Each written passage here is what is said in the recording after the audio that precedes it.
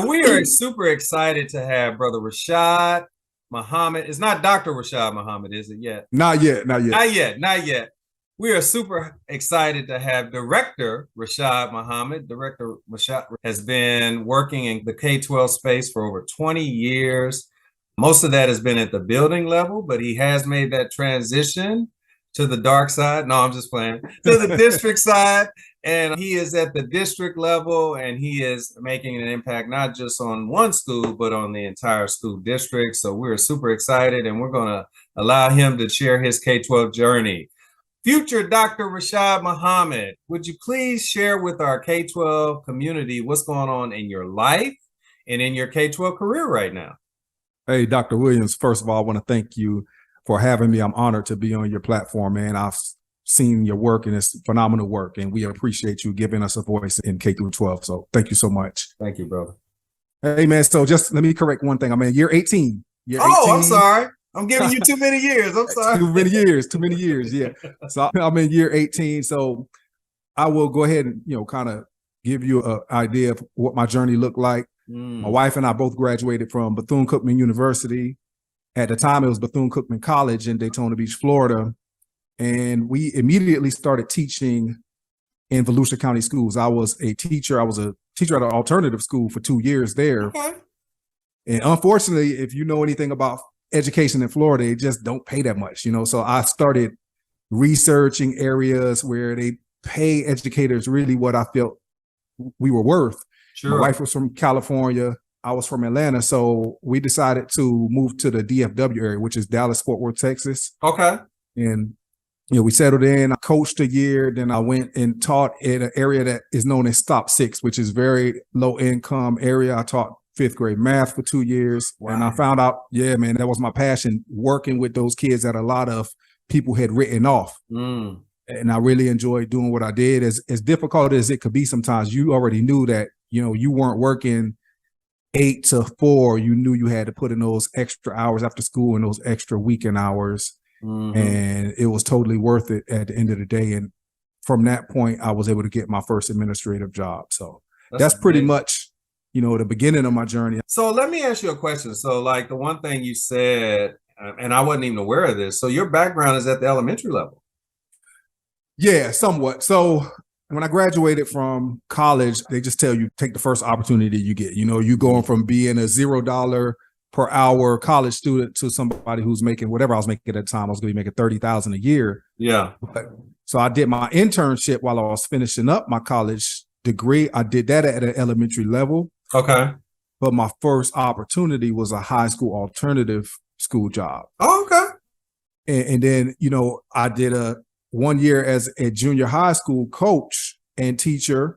And then I did 2 years at the elementary level. So I was very well-rounded when it was time to start applying for those assistant principal jobs. I had experience at every level. I love it. That's really good. And most people don't have those experiences at all levels. Particularly, a lot of times you'll find people that look like me and you, and we have that high school because we're usually coaching or something like that. And a lot of times we might have that middle school, but it's very rare to have a lot of Black men in elementary education. So yeah, that's really, really good. That was your journey. Yeah, we have a lot in common, man. I used to work in Lee County, Florida, Fort Myers area, Lehigh Acres, and you're right, I had to get out of there because they weren't paying a lot. So I know exactly what you're talking about. And I actually went to Atlanta. That's how I ended up in Atlanta and worked in Gwinnett County. Well, you name the county, I probably worked there. So I'm a product of DeKalb County schools. Oh, okay. Yeah, okay. Where'd you go to high school? So I went to 2 high schools. I was a 3-year football starter at Cross Keys High School, but anybody that knows anything about the Atlanta area knows Cross Keys is not a winning football program. So I ended up going to Stone Mountain High School for my senior year. Just, it was really a recruiting thing. Okay.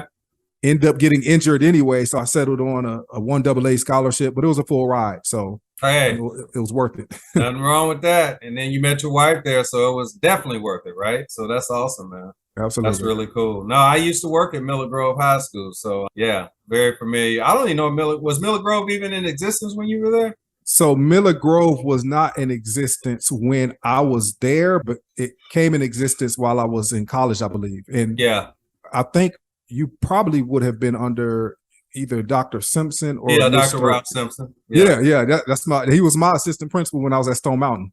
Oh, wow. Yeah. Well, that's another connection me and you have, man. I used to work under Dr. Simpson, and truthfully, man, I mean, he's had a huge impact on my career, probably more than he even knows. I mean, I'm definitely trying to get it. I'm gonna have to. I'm glad we're even talking about him. I'm definitely gonna reach out to him because he definitely had a huge impact on me, man. Just the way he ran a school. He started that school.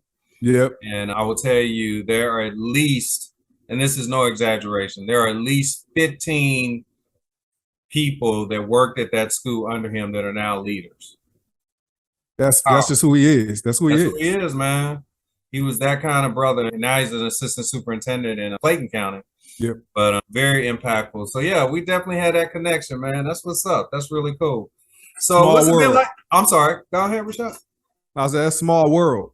No, it's a small world, man. I've always, I don't know if you've ever seen that movie, 6 Degrees of Separation. Will I Smith. think in this internet connected world that we live in now, it's only 1 degree or half a degree of separation, man. So that's crazy that, we have that connection. And, obviously he had an influence on you as a student and he had an influence on me as one of his teachers. So that's pretty powerful. Yes, sir. Yeah. Absolutely. Well, anyway, now you are in Dallas, Fort Worth. And I love Dallas. My uncle lives in Dallas. And, of course, I'm a Cowboys fan. Got to be straight up about that. Big time Cowboys fan. Always have been. Even though I'm from Kansas City, the Chiefs weren't that good. They didn't have somebody named Mahomes as a quarterback when I was growing up. So, yeah, I've always been a Cowboys fan. But, yeah, what's it like living in Dallas, man? It's cool. Like the weather is rough. It's too hot in the summer. It's too cold in the winter. Sure. But, I think there are a lot of opportunities for people of color. It's not necessarily like Atlanta where it's an overabundance of people of color there. But the good thing about it here is that if you are an African-American and you have leadership ability and potential and they can see that, you can easily get an administrative position. Okay. Whereas in Atlanta, man, it's so many of us that so many people that look like us who are trying to get that same position, That's a very good point. Yeah, so I love it here. I think that especially in my district, it is a district where we are really focusing on equity. We're focusing on mental health. And that changes the game when you're trying to really understand where your students are coming from and meeting them where they are. Mm-hmm. That changes everything when you look at equity. So I really enjoy my district, and I personally enjoy Texas. I don't know if it's somewhere I'm going to stay the rest of my life after I retire, but for now, it definitely checks the boxes that we need.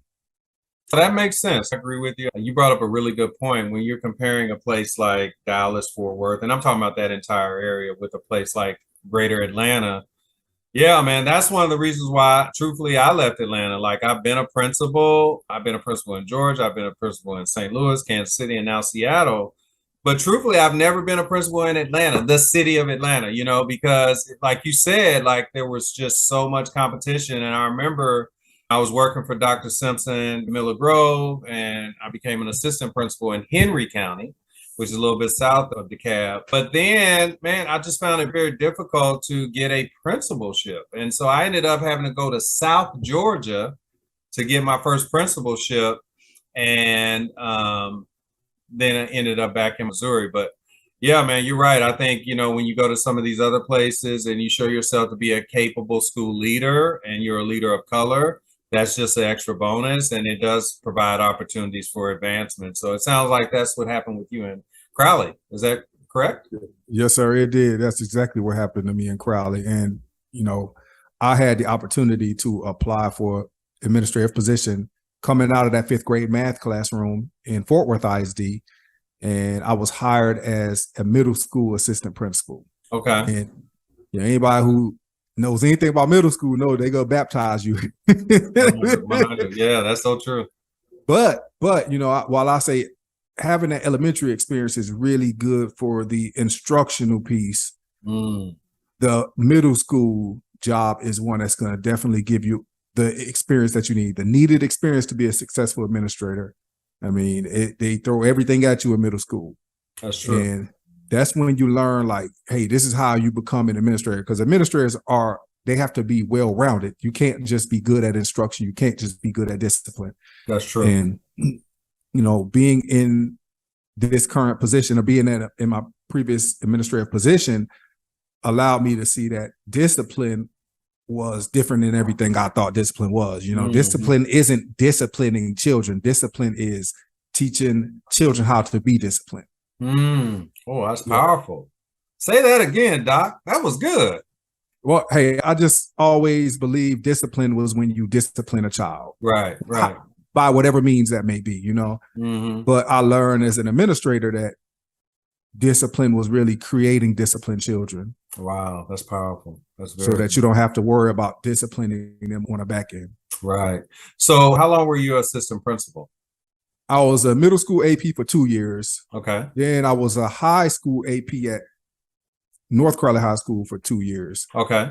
Then I moved on to Crowley High School for 4 years as the associate principal. And here, we have associate principals. I don't know if your district does, but it's like kind of like the man next to the man. Sure.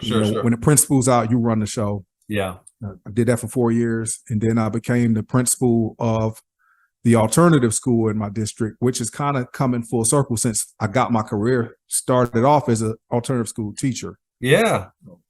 I did that for 4 years as the alternative school principal, and now I'm in my first year as the director of student engagement and parent community partnership. So all of my 13 years in administration have been in Crowley ISD. Love it. So there are people right now that are watching you that are currently school principals. How did you make the transition from being a leader at the building level to now being a leader at the district level? So last year I was going through my superintendent certification program.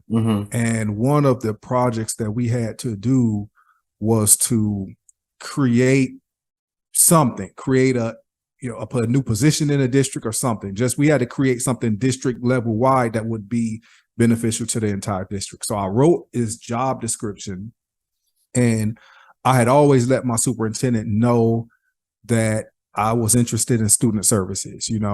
I love serving parents. I love serving students. So whenever there was an opportunity in our district, I wanted to be considered at the very least. So I always let them know that. So lo and behold, at the end of last year, a position was posted that was almost identical to the position that I wrote as I was going through my superintendent certification program. Yes. So I told myself, I said, that job has my name on it. Wow. So, I applied for it. I prepared myself for it. And when I interviewed for it, it was almost like I already had the questions because it was a position I had in my head already, Sure. So I just think that if anybody is looking to make that transition from the campus to central administration, I think the most important thing that you can do is to inform your superintendent or any of your superiors, inform them of your intentions, let them know what you want to do.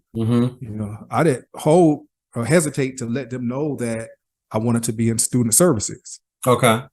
So when that opportunity came, I was given a chance. That's amazing. How's it been so far? Hey, it's been great. It's been going well. I've had the opportunity to put some things in place and work with the campuses, work with families. What we are trying to do, what we have found out that is real important in order to ensure that all students are successful is that you need to connect all the kids to something. Sure. So we are implementing, boys and girls programs at every campus. And it hasn't always been like that. Some campuses have had leadership programs, but now every campus is getting a certain allotment of money to be able to spend to ensure that they have these mentoring programs that connect all students. So that's one thing we're doing. We also have a superintendent's advisory council that we are working on, which has 19 students, and they just have the opportunity to sit and speak with the superintendent and just tell them what needs to be corrected in our district, the things that are going well, the things that could be worked on, and that's it. Student voice is very important in order to move a district.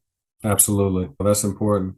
Yeah, I know in my own school, I have a principal student advisory council. And yeah, I feel like, there's a reason God gave us 2 ears and 1 mouth. We should listen twice as much as we speak. And so they run it and I listen. And then I try to act on what they share with me. So when I think about you at what the stage of your career, I see several things: doctorate degree, future superintendent. Is that the same thing you see? Yeah. So, man, I have been going back and forth on this doctorate degree for years now, and I never pulled the trigger, which is why I actually started a YouTube channel, and it is, okay. Yeah, so it revolves around money. So I believe, especially in our community, we look at money as a taboo subject. Sure.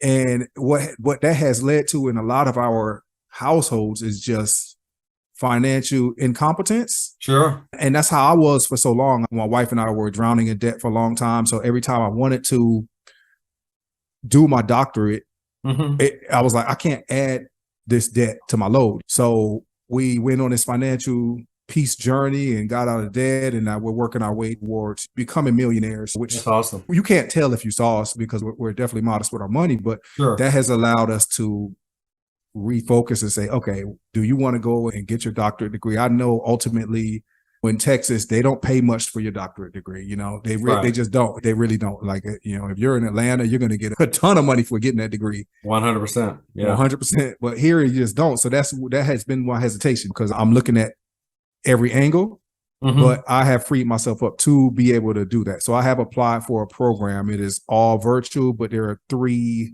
residencies, and it's at UMass Lowell. So I'm looking forward to hearing the results of my application. I should know something by the end of this year. No, that's really cool. Yeah. Yes, sir. Keep me posted on that. You know what? As you were saying that, because this sounds so crazy. I remember when you first came on, I was like, why does this brother seem familiar to me already? Because we had only communicated through email, right? Or through LinkedIn. And it just hit me. Did you interview a guy that has already become a millionaire, and he was a millionaire teacher? Andrew Hallam? Andrew Hallam. I did, twice. Yes. Yeah, the millionaire teacher is his name. Yep. Yeah, that's where because I am so serious, Rashad. I was like, why does this brother seem familiar to me? You know what I mean? Yeah. And that's where it was. And when you said that, I focused, you know, I have a YouTube channel, and it's about money. I'm like, boom. That's it. That's where it is. Because I remember watching that, because I like to follow him, and there's this guy named Jerry Bourne that's also, he calls himself the millionaire educator. And so I knew you had interviewed one of them, because I was like, yeah, he's interviewed one of them, because I remember seeing that. So yeah, man, you didn't even realize it. We had already connected virtually already, because I remember watching that. That was a really good interview. So yeah. Appreciate That's it, man. really cool, man. And truthfully, I'm glad we connected in that regard too, because I'm on that journey. I'm probably not as far as you and your wife are, because truthfully, you know, sometimes when you go on this journey, it can be jointly and your significant other is 100% on board. And sometimes they're not 100% on board. Trust me, I know. That's a little bit of my story, bro. But I will say this, and this is just full transparency. In the last 3 years since I've been on this journey, I've been able to save in the 6 figures, and at the same time reducing my debt load. You know, the biggest debt load I have, like most people at my age level, is my student loans. But other than that, man, I'm 54 years of age, and every year I try to max out my 457. I try to max out my 403B.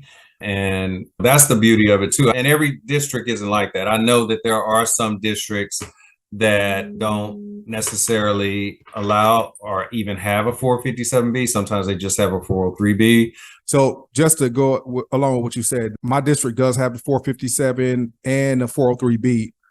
Unfortunately, the 457 plan, it is, so I like the 403B because we can go directly to Vanguard, who is my favorite. Sure. I like Fidelity and Vanguard, but the 457, the beauty of that is that if you leave a district or if you leave your employer, you can access that money, which you don't want to have to access it, but you can access it without the 10% penalty. Whereas if you leave your employer with the 403B, you need to let that money sit there until 59 and a half. Otherwise, you pay that 10%. Sure. But you're absolutely correct. So if you can have access to an HSA, that is the best retirement tool out there because of the triple tax savings. Sure. So, you know, with the Roth IRA, you get to contribute after tax and it grows tax free. But then with the HSA, you contribute pre-tax it grows tax-free. And then if you use it for qualified expenses, you can take it out tax-free as well. Wow. So that's money that you potentially don't have to ever pay taxes on. That's super cool, man. I can tell you know a lot about this. This won't Hey, be our man. last conversation, brother. Hey, I went through the school of hard knocks when it comes to finances. That's where you got your PhD right there. There you go. There you go. No, that's really cool, man. We definitely can have more conversation about that. I'm a big believer, honestly, that as it relates to people of color in the United States, that's the next great frontier. Like, we were taught to get a good quality education. We were taught to get a great career.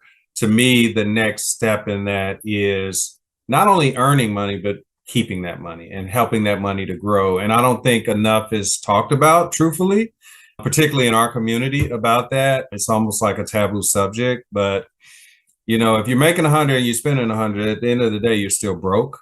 And so to me, you know, the way I look at it, Rashad, and you might look at it differently, but I think the way that I look at it is we're all already millionaires. Because truthfully, with what I make, if I work the next 10 years, I will have made well over $1 million, right? Mm-hmm, mm-hmm.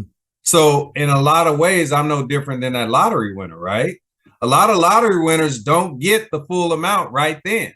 They get it paid out over a certain period of time, 1 year, 10 years, whatever.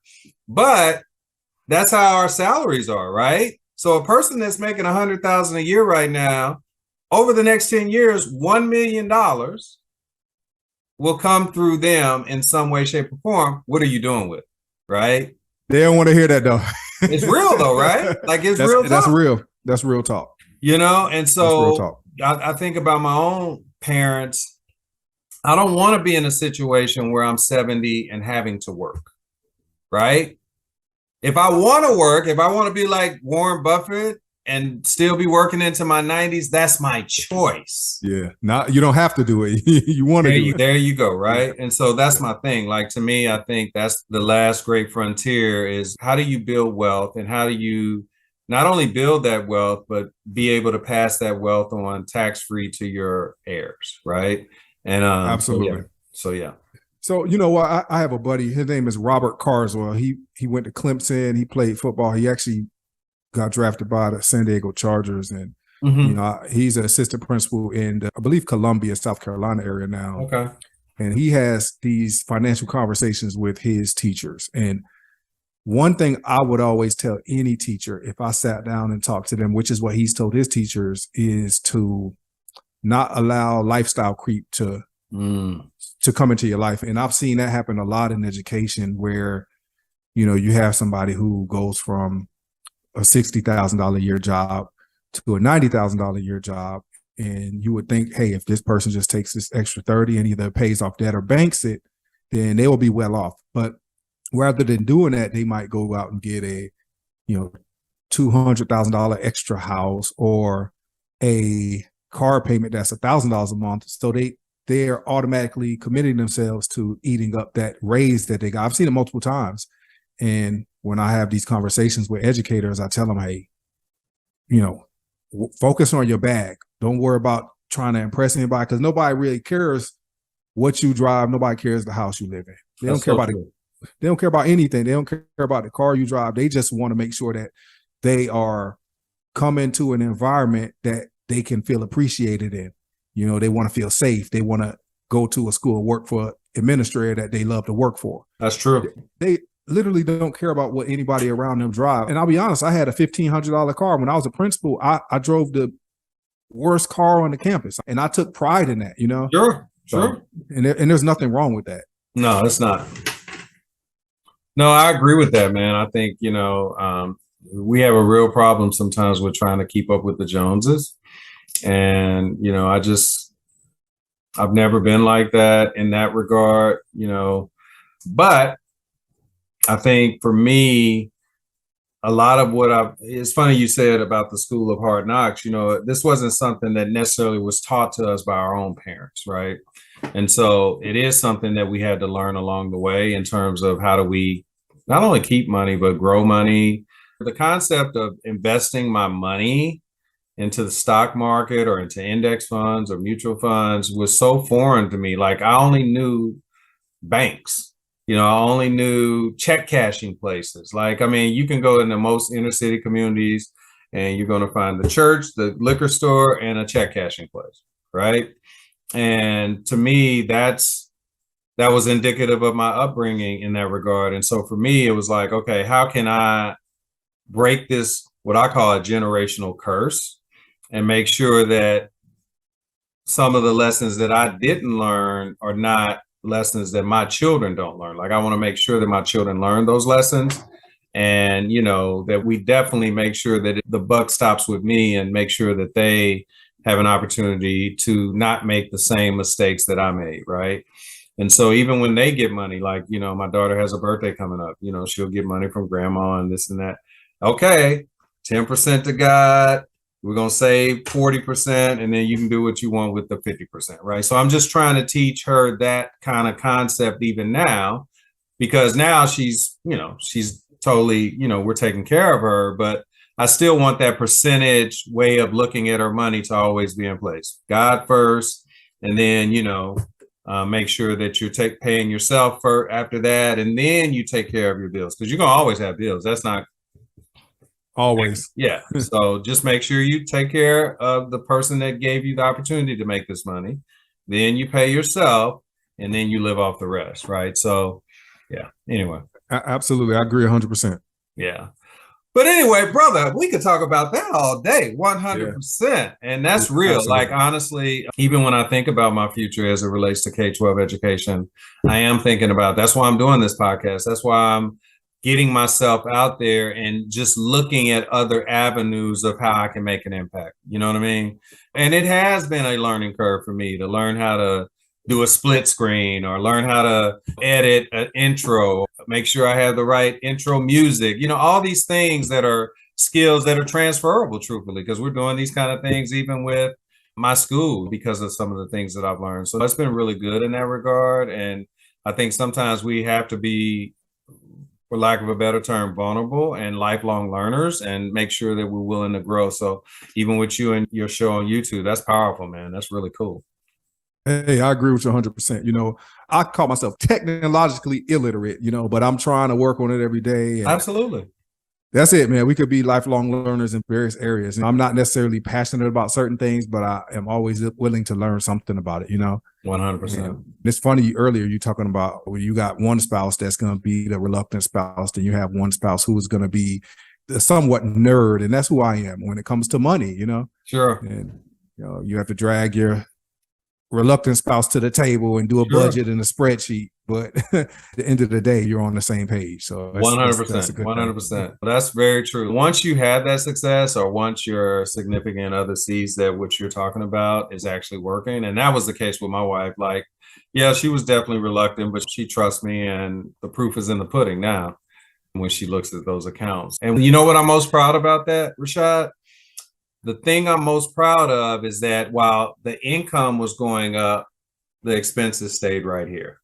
Yep. You see what I'm saying? So it just allowed me to continue saving even more, as opposed to, like you said, okay, I got the Kia Soul, now let me get the Mercedes Jeep. So to me, I think that's super important, and that message needs to go out. Like, you don't have to, nobody cares. Right? Like, that's the real thing. Like, nobody cares. I'm just looking at what I have on right now. People have complimented me on this suit. I got it from the Goodwill. you feel me? Same. This came from the Goodwill. 100%. And so that's my thing. Like, don't nobody care, So yeah, we're on the same page. We're definitely kindred spirits in that regard, my brother. I'm laughing because I think this entire suit I have on with the shirt probably costs about $8. 100%, bro. Real talk. Like, I'm the Goodwill king, man. 100%. Because my thing is, one man's junk is another man's treasure. Yep. And somebody probably paid literally $300-400 for this suit, and I might have paid, like you said, $10-15 for it. I still look like it's still a $300-400 suit. And you clean. Like I see it. I'm like, that's a nice suit. Like I was just thinking about that. And then you said Goodwill. That just validates everything I try to tell people all the time. The moment you wear a shirt for the first time, the moment you drive a car off the lot, the moment you play that PlayStation for the first time, it's used. It's used. You know, it's used. Why don't you let somebody else take that depreciation? Oh, I love it. I love how you said that too. That's really cool, man. And look, I am grateful that you were willing to come on the show and share your journey. Let me ask you one more question, though, before we end our conversation. If for whatever reason I didn't see you for the next 5 years and I saw you in 2027, what would I see? Man, I have a feeling I will be a chief of school somewhere, or possibly even a superintendent somewhere. Awesome. Would you be a millionaire yet? Oh, man. You know what? If it wasn't for this downturn, I was predicting when I came into 22, I was thinking by the end of 23, we would be there. Yeah. But, you know, it depends. It might even happen if we have another bull market. So we'll see. We'll see. Definitely within 5 years, though. That's real. And it's funny because one of the biggest reasons, if I'm honest, that I'd never got into the market was that not realizing that there's ebbs and flows with the market. And there's definitely cycles and phases, and you're going to have a downturn. Sometimes you're going to, like you said, sometimes you're going to have a bull market. Sometimes you're going to have a bear market. Sometimes you have recessions, and these things are cyclical, right?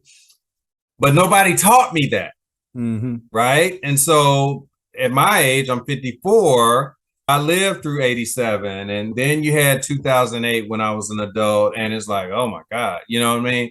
But not realizing that these things happen, there's always a correction either way. A correction if it's too much of a bull market, a correction if it's too much of a bear market, right? That had invested back in the 30s or 40s would be a millionaire or billionaire, right? Just like a Warren Buffett, right? Like people look at Warren Buffett, and what they don't realize is the fact that this man started investing at 11 years old, and he's 97 or 98 years old.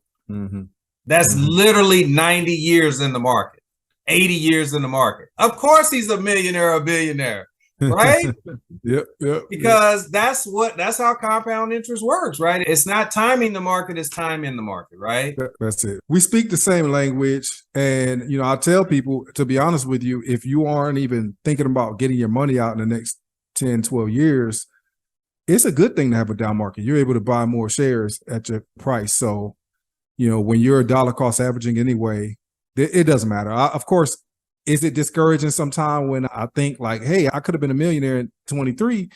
Now we are down like over $100,000. It might be discouraging on paper, but I know now, it's only on paper. I know that once the market corrects itself, then we will be millionaires sooner than we probably would have, only because we would have been able to buy cheaper shares during the downturn. So yeah, I'm not worried about it. That's fair. I'm down 20%, 25%, because like you said, my 403B is with Vanguard and my 457 is through the state, but they have low fees. It's not something where I'm really getting fleeced or anything like that with fees, but I'm not worried about it. Like you said, I look at it as a sale. I look at it as an opportunity to get stocks at 50 cents on a dollar, right? Versus having to pay full price. So like you said, once this market corrects itself and once we're back, you know, headed north, that money will come back in spades. And I'm not worried about it because I will have more shares than I would have had if it had been bought at a higher price. So not worried about it. I don't even think about it. Like I'm on track to save 70K this year. And okay, whatever's going to happen is going to happen, you know? And I'll continue to do that. Every year I try to increase that amount, right? But I'm just trying to make sure, like you said, that I just dollar cost average. Don't worry about it. I know I'm in really good funds and, you know, I'll be okay. That's just incredible. And I think that every educator needs to hear this conversation, you know. Absolutely, man. I really appreciate you coming on the show, Rashad, and sharing your story with all of our viewers and our listeners. But before you leave, would you please give our listeners and viewers some parting words of wisdom? Tell us how we can connect with you, and then we'll say goodbye. Okay. So, you know, this is such a noble career. And of course, you know, I know teachers always have an issue with people saying, oh, you do it for the love of children, not for the money. And that's, that's not necessarily true. We do it because we want to be compensated well for something that we're good at. We are professionals. Like you said before, we create all of the other professionals. We create the nurses, we create the doctors, we create the lawyers, so it is important that we continue to fight for what we feel we deserve when it comes to compensation for what we do, because we're very important. When you have military people, police officers, firefighters get discounts in various businesses, and we still don't get them. So we need to continue to fight for what we feel we deserve. Yeah. At the same time, we need to understand that these children, they deserve a champion. Every child deserves a champion. And one thing my superintendent, Dr. Michael McFarland, he taught us, and I'll never forget, he said, like, almost any decision you make, think about the picture of the child in your wallet. Ooh.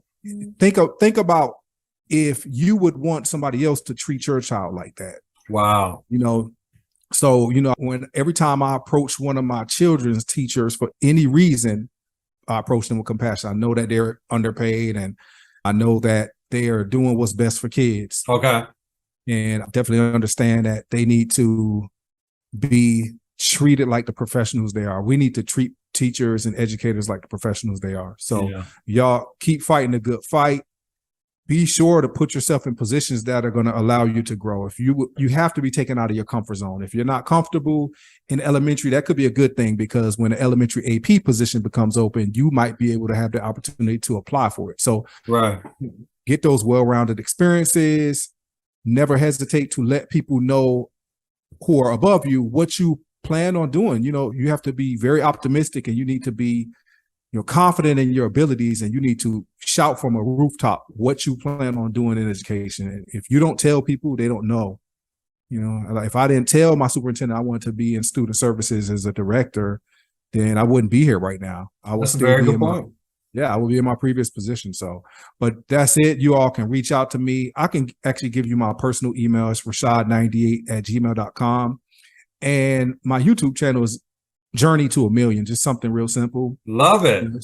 Yeah, it's kind of chronicling our journey to get to $1 million net worth. And the goal really is to show everybody that, consistent and frequent contributions to, retirement and your 403B investments, it can get you to millionaire status, but you got to become debt free first. Yeah, that's very true. You got to work on getting out of debt. So Journey to a Million, Rashad98@gmail.com. And I have some really good content on the channel. If you want to reach out to me, I could send you particular interviews where I talk to I have an African-American couple named Rich and Regular, Julian and Kirsten Saunders. Yeah. Okay. I have 2 interviews with them, and they're just phenomenal, man. They just basically talk about, they're big in the FIRE movement. And I think my main reason for wanting to be financially independent is to provide myself and my family with options.